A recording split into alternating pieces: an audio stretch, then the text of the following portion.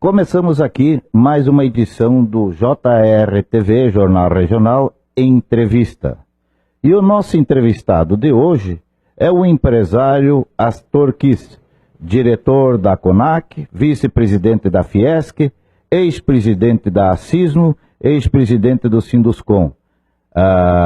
Astor, analisa para nós o atual momento político e econômico do país. Sob tua visão, como tu vê esse quadro? Eu acho que o atual momento político, ele é um tanto vergonhoso para nós brasileiros. Vergonhoso no sentido da corrupção, no sentido da desonestidade e das decisões do Legislativo Federal em causa própria. Eu acho que o eleitor ele está cansando de tanta notícia desagradável, deselegante, de tanta notícia que jamais poderia ter ocorrido na mídia brasileira. Sempre se sabia de que no meio político existe uma certa corrupção, existe em todos os países, mas de forma escancarada, de forma sistêmica, como se instituiu no Brasil, isso é vergonhoso para nós patriotas, para nós brasileiros, e eu acho que o povo, de uma forma geral, ele está cansando disso e vai responder a isso, provavelmente, espero que sim, na próxima eleição. E, por outro lado, eu, como cidadão e também na condição de vice-presidente da Fiesc, como representante no extremo oeste do setor industrial, eu acho que nós tínhamos que passar por esse momento e nós tínhamos que nós tínhamos que levantar a tampa dessa panela e tínhamos que ver o que estava lá dentro. Então, nesse sentido, eu acredito que a Operação Lava Jato, ou toda essa deflagração que a Polícia Federal, o Ministério Público Federal, a Justiça está fazendo com relação a esse processo todo, eu acho que isso é muito salutar, num primeiro momento degradante e vergonhoso, mas eu acredito que no futuro nós vamos agradecer a essa operação e acredito que essa operação ela vai ser um ponto de partida para um reinício nesse país. Eu tenho certeza que a corrupção, que ela não existe só em Brasília, existe em todos os níveis, existe a nível municipal, estadual e também federal, ela vai ser um pouco, pelo menos, contida. A gente já observa nos municípios o Ministério Público atuando e agindo, a gente observa nos estados também a Polícia Federal atuando e principalmente lá em Brasília a Polícia Federal, o Ministério Público Federal atuando, e isso está chegando ao eleitor, está chegando à população. E o simples fato de chegar à população, eu acho que já é um grande passo, é um grande alerta que vai dar frutos e resultados logo, logo. E espero que lá em Brasília, na Câmara Federal e no Senado Federal, eles legislando muito em causa própria, eles não apaguem o efeito dessa Operação Lava Jato e não paralisem ou tentem enfraquecer esse movimento da Operação Lava Jato. Eu acho que como eu já disse, embora vergonhoso, é necessário e nós temos que passar esse país a limpo. Isso em termos políticos. Agora, por outro lado, eu acho também que, se a gente for olhar, nós estávamos num processo acelerado de socialização. Eu diria, nós estávamos entrando num processo de socialismo quase que puro. Eu acho que nós estávamos no caminho da Venezuela, estávamos no caminho de Cuba, estávamos no caminho de tantos outros países que optaram pelo socialismo. E com o impeachment da Dilma, eu acredito que esse caminho foi interrompido, pelo menos parcialmente interrompido, e a partir do governo Temer, está se tendo uma outra visão política, ideologicamente falando, e acredito que para o país, de certa forma, é salutar. Eu não estou aqui defendendo o Temer em termos de corrupção, em termos de safadeza. Estou apenas dizendo que, com o impeachment que se instaurou e que teve sucesso, foi interrompido um processo, no meu entender, de socialismo nesse país. Pelo menos amenizado o processo. Porque eu, particularmente, acho que o socialismo, ele é salutar, ele é muito bom, mas nós estávamos indo por um caminho radical, muito radical. E todos os extremos, eles são prejudiciais. Tanto o extremo de esquerda como o extremo de direita. Acho que nós temos que seguir um caminho intermediário, de livre iniciativa, de livre propriedade, e também distribuindo renda, dando um olhar para as pessoas mais necessitadas, mais carentes. Então, eu acho que nem tudo a Deus e nem tudo a César. Então, nem capitalismo puro, nem socialismo puro. Eu acho que o que é muito importante, que continue a livre iniciativa, a livre expressão, a livre imprensa e também, de uma certa forma, um pouco de assistencialismo para que nós não tenhamos miséria extrema e não tenhamos miséria absoluta. Que os bens sejam distribuídos para todos os cidadãos desse país. Esse momento conturbado causou terríveis consequências à economia do país e criou uma grande insegurança nacional. Como encarar essa situação, Astor? Bom, Sérgio, eu acredito e tenho certeza também que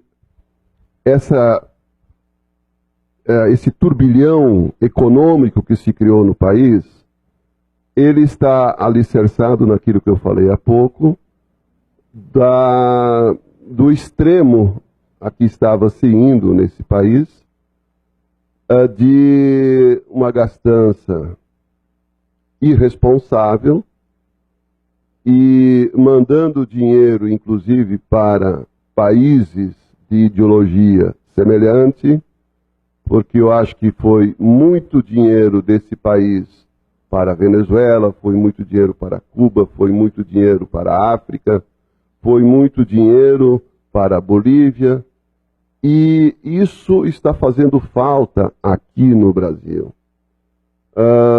Se sabe que o BNDES, só para uma empresa, financiou mais de 200 bilhões. E a nossa infraestrutura, como é que fica? E financiou obras, o governo brasileiro financiou obras em Cuba, quando nós aqui temos necessidade de obras semelhantes. Financiou obras na Venezuela, quando nós aqui temos necessidade de obras semelhantes. Financiou obra lá na África, quando nós aqui temos a mesma necessidade. Então eu acho que nós chegamos ao caos econômico realmente por irresponsabilidade dos governos, do governo federal. E isso me parece que a nova equipe econômica nomeada pelo governo Temer, a nova equipe econômica, ela está saneando isso, ela está revertendo esse quadro e está indicando com novos rumos para a economia desse país. Eu acho que essa PEC que foi aprovada da contenção dos gastos públicos, muitos interpretam como sendo uma redução na educação, na saúde, na segurança e não sei o que mais. Eu acho que não é por esse lado que nós podemos olhar a PEC da contenção de gastos públicos. Nós temos que, sim, a partir do dinheiro que nós temos, eleger prioridades. Nós temos que dizer, a nível de governo, o importante é educação. Então, desse bolo que nós temos, uma fatia maior para a educação. Desse bolo que nós temos, uma fatia maior para a saúde. Desse bolo que nós temos, uma fatia maior para a segurança. E o restante para investimentos. E a nível de máquina pública, nós temos que enxugar essa máquina pública.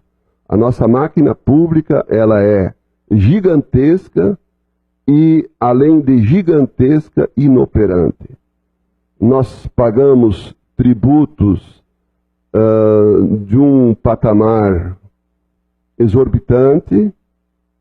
Nós pagamos em torno de 40% de tudo que nós arrecadamos para o governo e, em contrapartida, nós temos serviços públicos de muito baixa qualidade.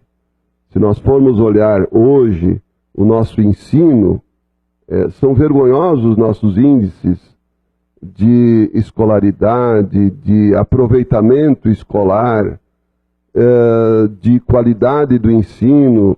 Então, tudo isso no ranking internacional, nós estamos passando vergonha. Se nós formos olhar os nossos índices de saúde, também nossos índices não são satisfatórios. Se nós formos ver a segurança, ela, na maioria dos estados, ela está muito comprometida. Então, nossos serviços públicos, de forma geral, eles são ineficientes. Eles deixam muito a desejar. E isso acho que nós temos que reverter.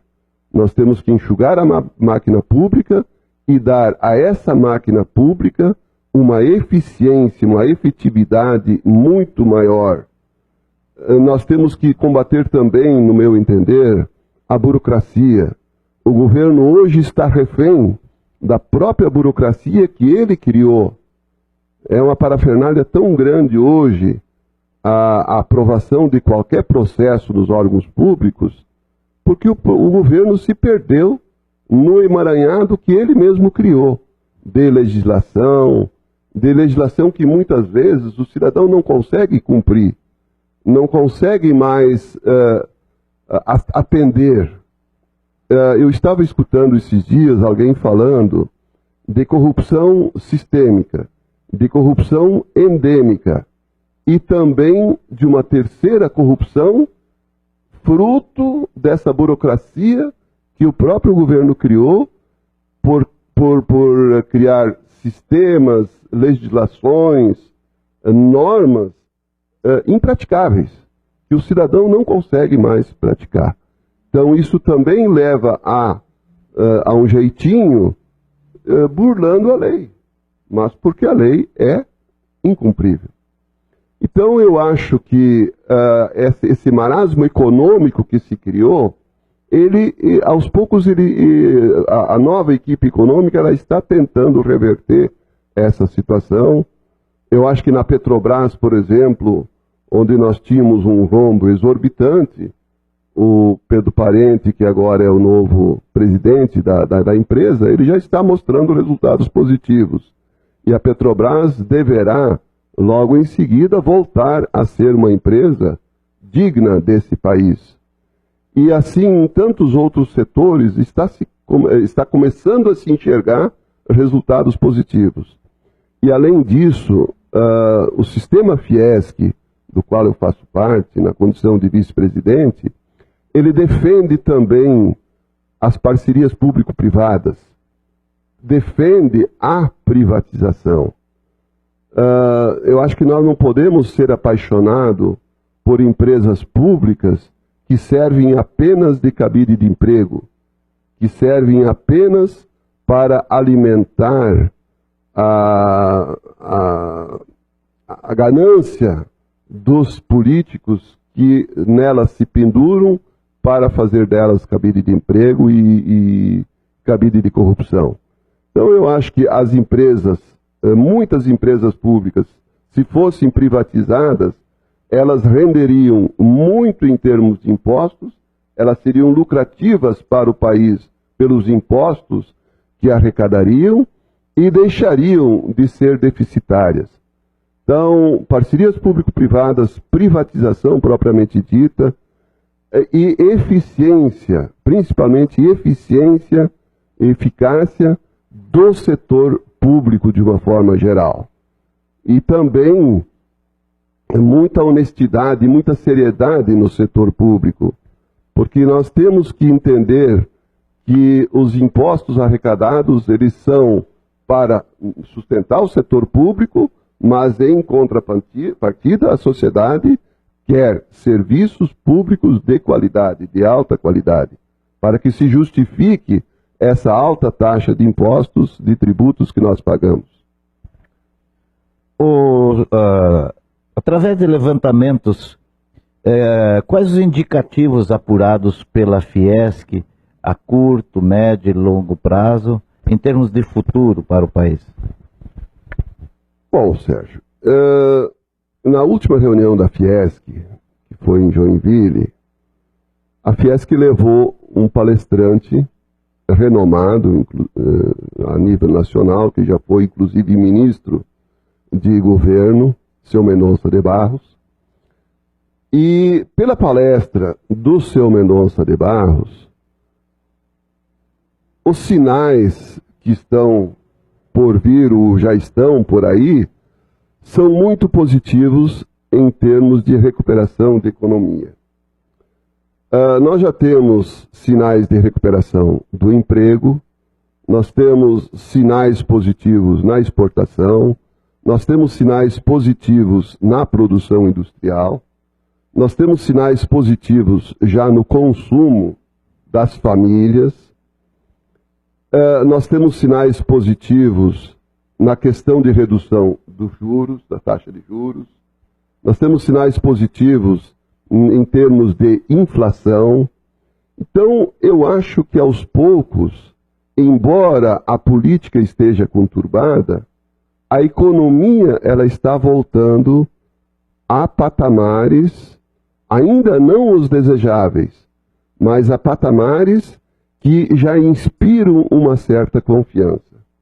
E nós esperamos, como empresários, como cidadãos, de que essa equipe econômica continue trabalhando com sucesso e consiga fazer com que esse país volte realmente a uma economia estável. Economia estável em termos de juros, em termos de inflação e em termos de crescimento. Porque se houver crescimento do PIB, crescimento da produção, a própria arrecadação do governo ela vai crescer. Porque essa arrecadação ela está sempre baseada em cima do PIB, em cima dos números de produção. E aí o próprio governo ele vai ter fôlego para pagar os seus débitos, os juros que ele está pagando e tudo mais, e vai ter condições, aos poucos, de pensar, inclusive, em investimentos, que hoje os investimentos do poder público são muito, muito pequenos. Então, dito isso, Sérgio, eu gostaria de salientar de que a Federação das Indústrias, ela está começando a ver a economia com olhos positivos. Ela está esperançosa de que no final desse ano e inclusive durante o ano que vem, nós tenhamos crescimento na economia. E esperamos que ao final de 2018 se eleja um presidente realmente capaz de levar esse país a um sucesso na economia e também na política. Que se estanque essa questão de corrupção, que se estanque essa vergonha que está se vivendo politicamente e que seja capaz de levar a economia a patamares os quais nós já vivemos e nós gostaríamos de viver, e patamares semelhantes aos outros países que estão no nível nosso de país em desenvolvimento. A construção civil, ao longo dos anos, tem exercido um papel muito importante na geração de emprego e renda. Em São Miguel do Oeste, particularmente, os empreendimentos se multiplicam mesmo no momento de crise. A que se deve isso? Sérgio, eu acho que, falando agora de São Miguel do Oeste e falando do oeste de Santa Catarina, eu acho que nós temos que entender que estamos numa região um tanto diferenciada.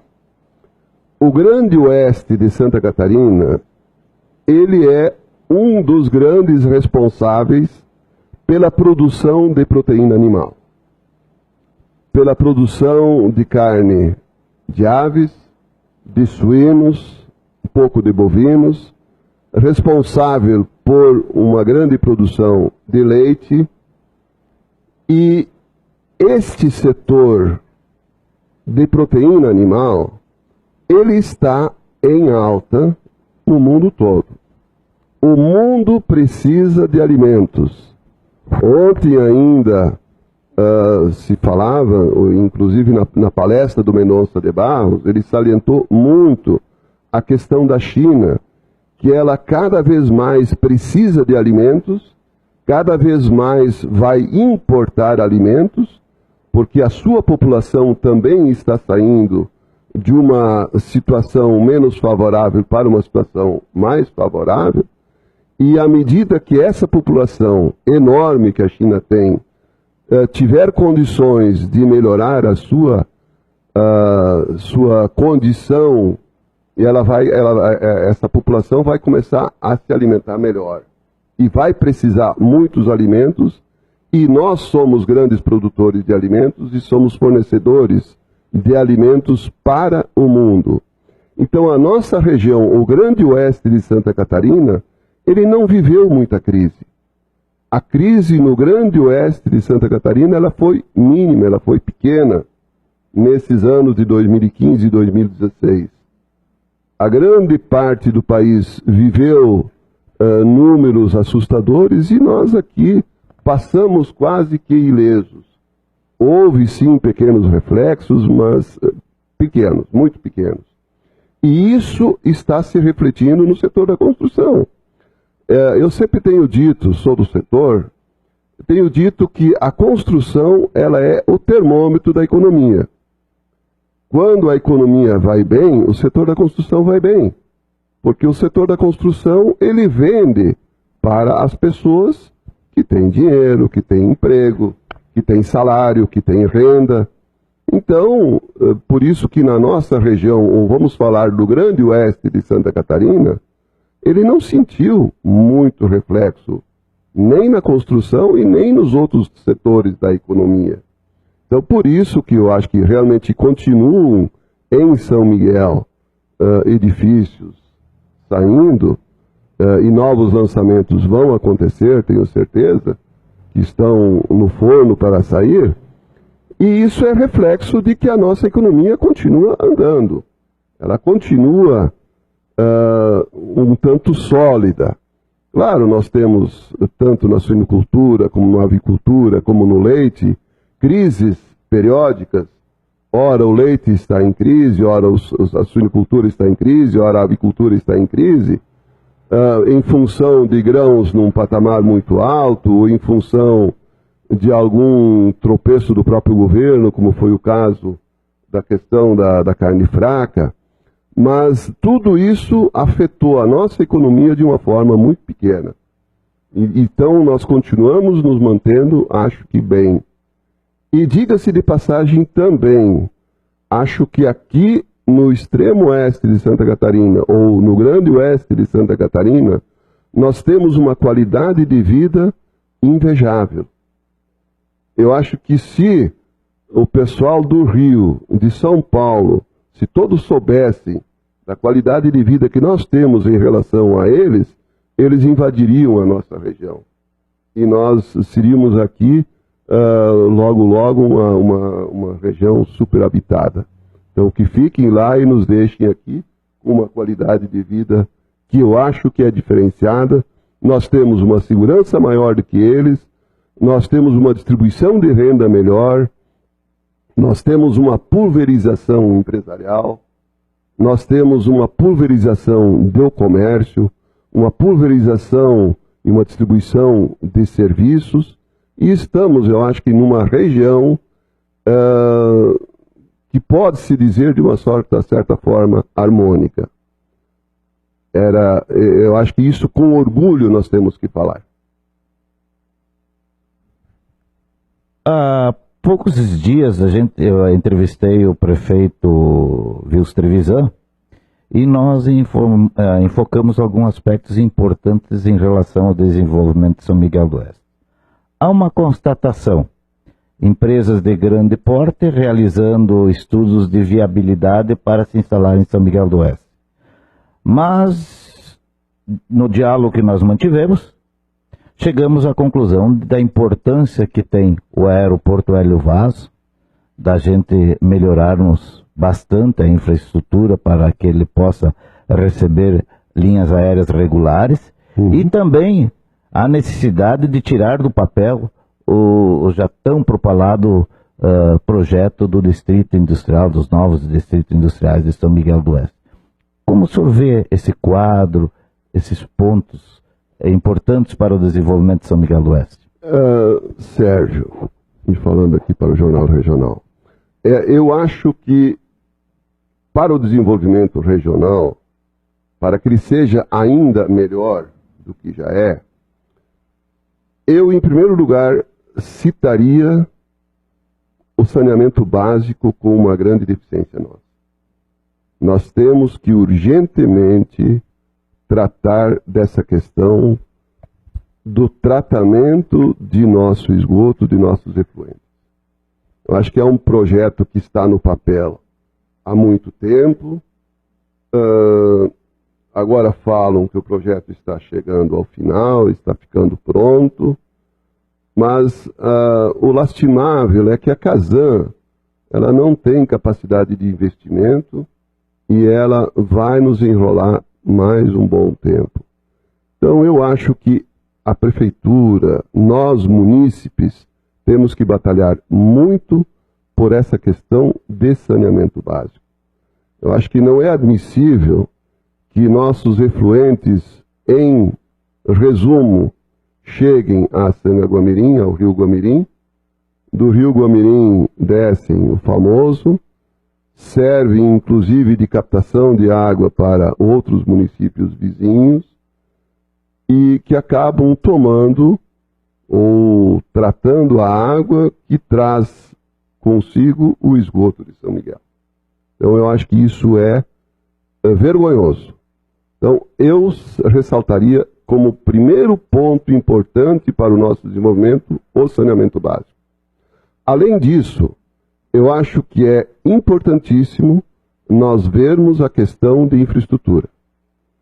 E nessa questão de infraestrutura, daí sim eu concordo que é extremamente importante nós viabilizarmos o nosso aeroporto, melhorarmos a situação dele, alargarmos, encompridarmos e colocar ali uma infraestrutura mínima necessária para receber realmente voos regulares de aeronaves maiores que possam realmente vir aqui. Além disso, além da questão do aeroporto, eu acho que é importantíssimo que as nossas rodovias sejam melhoradas. Eu acho que é inadmissível a nossa 282 continuar da forma que está. A 282, ela precisa ser alargada, ela precisa ser recuperada, ela precisa ter rotas de ultrapassagem, porque caso contrário, nós vamos aqui cada vez sofrer mais. Além disso, a 163. A 163, ela é o escoamento da produção industrial do Rio Grande do Sul para o Centro-Oeste. Passam aqui centenas de caminhões por dia com máquinas. E por outro lado, ela é a chegada do Centro-Oeste dos grãos para a nossa agroindústria. Então, por isso, eu acho que a 163 é importantíssima, assim como a 282 é importantíssima. Eu acho que outra coisa que está sendo enfocada, e vejo assim com grande satisfação e bons olhos, é a questão da nossa passagem no Peperi-Iguaçu. A nossa ponte internacional, ela tem que ser viabilizada. Acho que precisamos, inclusive, fazer uma ponte com capacidade de tráfego maior do que essa, porque se essa, segundo o DENIT, suporta apenas 30 toneladas, eu acho que isso é pouco para o transporte internacional. Então nós temos que tentar viabilizar uma segunda ponte para o transporte de cargas. Mas eu acho que, num primeiro momento, legalizar a passagem de veículos e de caminhões de menor carga já é importantíssimo, porque hoje nós estamos ali com um tráfego ilegal.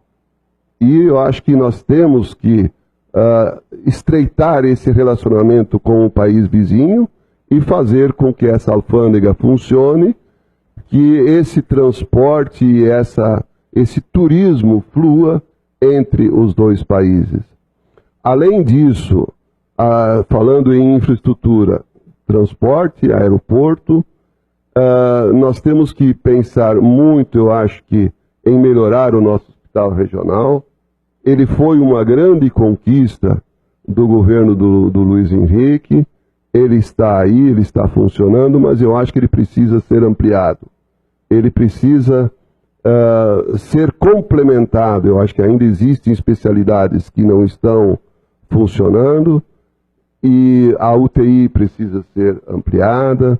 Então, acho que nós temos que, em termos de saúde, melhorar bastante.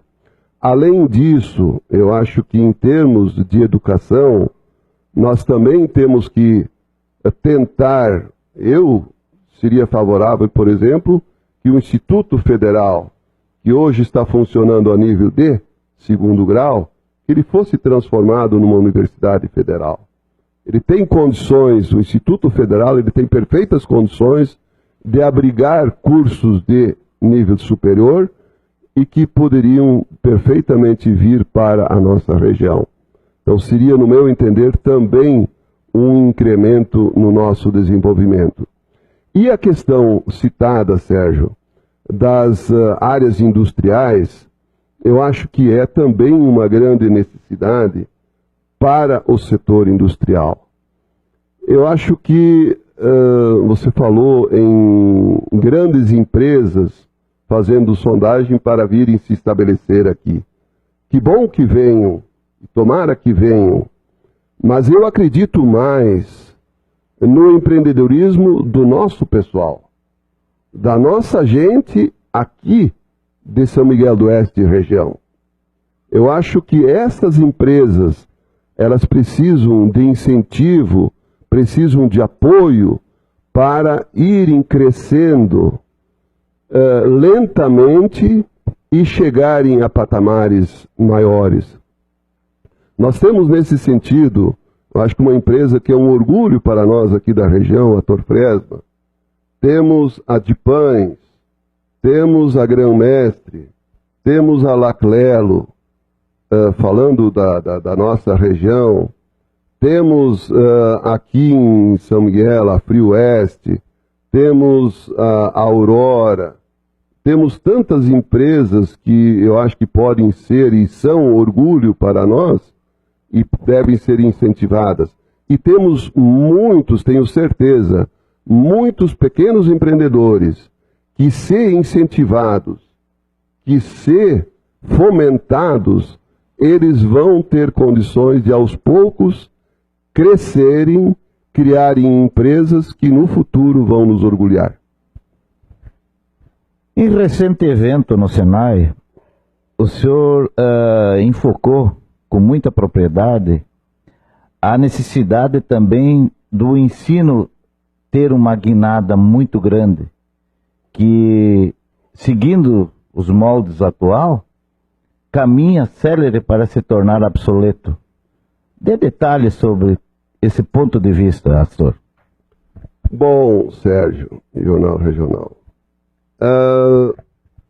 A Fiesc, desde 2012, ela está num programa que eu considero importantíssimo e muito relevante para o estado de Santa Catarina. Esse programa, em 2012, foi criado chamando-se A Indústria pela Educação. Esse programa, ele cresceu, ele teve adesões, inclusive do próprio Estado de Santa Catarina, da Secretaria da Educação, teve adesão da Federação da Agricultura, teve adesão da Federação do Comércio, teve adesão da Federação dos Transportes e outros, e hoje ele se chama Santa Catarina pela Educação. E esse movimento Santa Catarina pela Educação, ele se preocupa muito com, principalmente, a qualidade da educação e também com a questão da profissionalização do nosso trabalhador. Porque hoje a gente sabe que em torno de metade dos trabalhadores da indústria, eles não têm o ensino fundamental completo ou o ensino básico completo. Isso é lastimável em termos de produtividade. Porque sabe-se que um profissional, um trabalhador qualificado, profissionalizado, ele tem uma produtividade superior, e é por isso que um trabalhador argentino se diz que produz 2 vezes o que nós produz. Um trabalhador americano ou europeu, ele produz até 5 vezes mais do que o nosso. Isso não significa que o nosso trabalhador seja preguiçoso.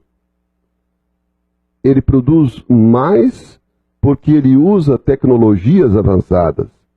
Ele produz mais porque ele usa novas ciências que aqui ainda não chegaram. Então, por isso, da questão da qualificação e capacitação do nosso trabalhador. Mas eu falava no Senai de uma palestra que eu assisti, em termos de 1 mês atrás, mais ou menos, da dona Viviane Sena, que faz parte do Instituto Ayrton Senna, que trabalha a nível nacional a questão de qualidade do ensino, e ela o Instituto Ayrton Senna, através da Viviane Sena, ela é uma das grandes colaboradoras desse movimento Santa Catarina pela Educação. E essa senhora, a Viviane Sena, irmã do nosso saudoso piloto Ayrton Senna, ela dizia, numa palestra em Chapecó, que se nós formos olhar do século XX para o século XXI, o comércio mudou significativamente. As nossas vendas se transformaram em supermercados. Os nossos botequins se transformaram em shoppings. Então, o comércio evoluiu muitíssimo. Se nós formos olhar as nossas indústrias do século XX para o século XXI, as indústrias mudaram muitíssimo. Em termos de automação, em termos de robotização, em termos de incremento de novas tecnologias. Então houve uma significativa revolução na indústria, uma significativa revolução no comércio, houve uma revolução nos serviços. Os serviços médicos do século XX para o século XXI evoluíram muitíssimo, e ela dizia, se nós formos olhar as nossas salas de aula do século XX e compararmos com as salas de aula do século XXI, houve uma mudança muito pequena.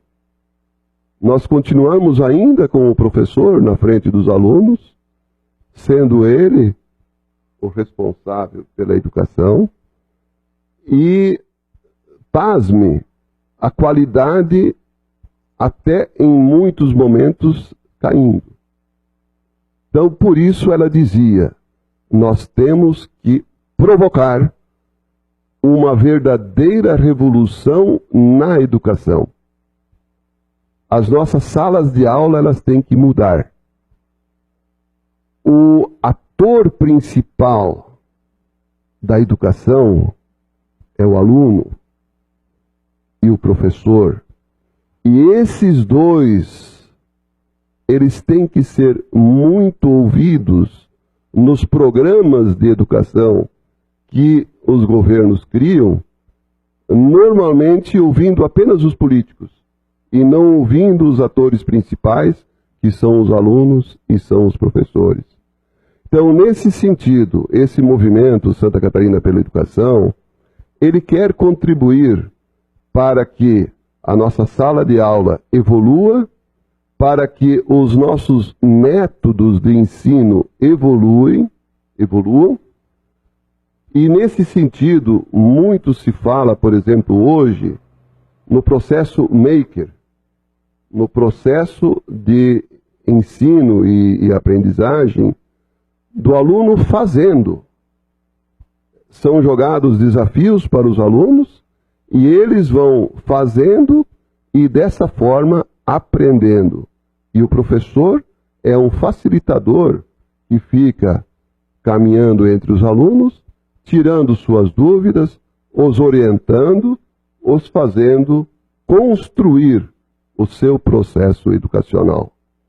Então, acreditamos nós, nesse movimento Santa Catarina pela Educação, estarmos contribuindo para a evolução do processo educacional. E, nesse sentido, eu acho que SESI e SENAI, eles são exemplos já de um ensino melhorado. Eu não diria que SESI e SENAI são perfeitos. Eu diria que eles estão num patamar um pouco mais avançado. E nós queremos, o sistema CNI, o sistema Fiesc, ele quer cada vez mais melhorar. E eu acho que nesse sentido também o MEC entendeu um pouco essa necessidade de modificação do currículo. Porque jogar um currículo simplesmente goela abaixo, fazendo os alunos estudar o que os doutores lá de gabinete do MEC simplesmente acham importante, eu acho que não é o ideal. O processo ensino-aprendizagem ele tem que ser construído a partir da base e dando opção para que o aluno, ao terminar o segundo grau, ele já tenha capacidade, inclusive, de trabalhar em alguma profissão. Eu tenho defendido muito isso. Eu fui professor por muitos anos da cadeira de Física me orgulho disso, e eu sempre defendi essa questão. Achava um absurdo o aluno terminar o 2º grau, depois de 7 anos de ensino, de estudo, e ele não ser capaz de fazer nada. Apenas estar preparado para enfrentar um vestibular. E quando não passa no vestibular? Ou quando ele não quer fazer uma faculdade? Para que serve então esse 2º grau que ele fez? Aí não serve para nada. Então eu achava isso um absurdo.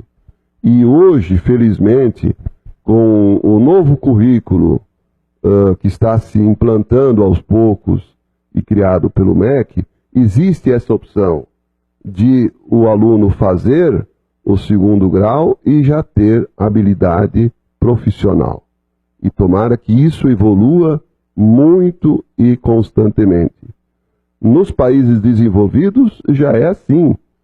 Pessoas que terminam o 2º grau num nível profissionalizante avançado e saem do 2º grau sendo capazes de exercer uma profissão. E às vezes, ou muitas vezes, o salário entre essa profissão do 2º grau e a profissão de nível superior, a diferença de salário é muito pequena. Tanto que muitos, eles se contentam apenas com a profissão de nível médio, nem procuram uma profissão de nível superior. E é isso que nós queremos que aqui no país também comece a acontecer. Que a nossa sala de aula seja modernizada, seja atualizada e prepare os alunos para as novas expectativas e exigências do século XXI, que traz consigo uma verdadeira revolução em todos os aspectos, no aspecto tecnológico, no aspecto da robotização, no aspecto da automação, no aspecto da chamada indústria 4.0, que junta o processo mecânico ao processo intelectual e fazendo a conexão entre os dois. Então, que o aluno nosso ele esteja preparado para enfrentar essa nova realidade que o mundo, de uma forma geral, está criando e precisa de pessoas capacitadas para absorver esse mundo novo. Astor, suas considerações finais. Sérgio e Jornal Regional, eu agradeço por essa oportunidade de colocar um pouco o que eu penso em termos políticos, em termos econômicos, em termos de infraestrutura para a nossa região e, falando no final aqui de educação, esse tema educação é um tema do qual eu falo assim com uma satisfação enorme. Eu acho que a solução para esse país, para esse nosso grande Brasil, amado Brasil, passa pela educação.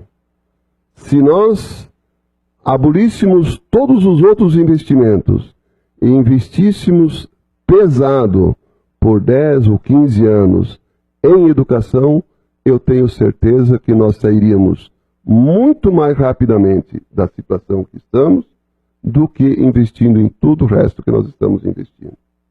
Então, o recado que eu gostaria de deixar é de que nós brasileiros sejamos cidadãos de verdade e em 2018 elejamos um novo presidente à altura desse país, longe dessas falcatruas que hoje estamos vendo em Brasília, que elejamos uma pessoa digna, uma pessoa decente, uma pessoa capaz, uma pessoa honesta. Esse é o primeiro apelo que eu gostaria de fazer ao cidadão. E, além disso, nós como cidadãos, nós também sejamos honestos, porque a questão da corrupção, ela não existe só em Brasília, ela existe também na nossa sociedade. que nós, como cidadãos, também respeitemos a nossa fila, que sejamos honestos no nosso parceiro comercial e industrial, que sejamos honestos com os nossos clientes, que sejamos honestos em família, que sejamos honestos na sociedade como um todo. Porque a sociedade só vai mudar quando nós mudarmos, quando o cidadão mudar, quando o cidadão exigir dos seus representantes honestidade e seriedade. E fora isso, eu acho que nós estamos numa região que, embora distante de tudo e de todos, ela deve nos orgulhar, porque aqui nós temos qualidade de vida, aqui nós temos produção de riquezas, aqui nós temos condições de viver dignamente. JR Entrevista de hoje conversou com Astor Kist, diretor da CONAC, vice-presidente da Fiesc, ex-presidente da Sismo e ex-presidente do Sinduscom, entre outros cargos de instituições e órgãos aqui da nossa cidade. Um forte abraço e até a próxima.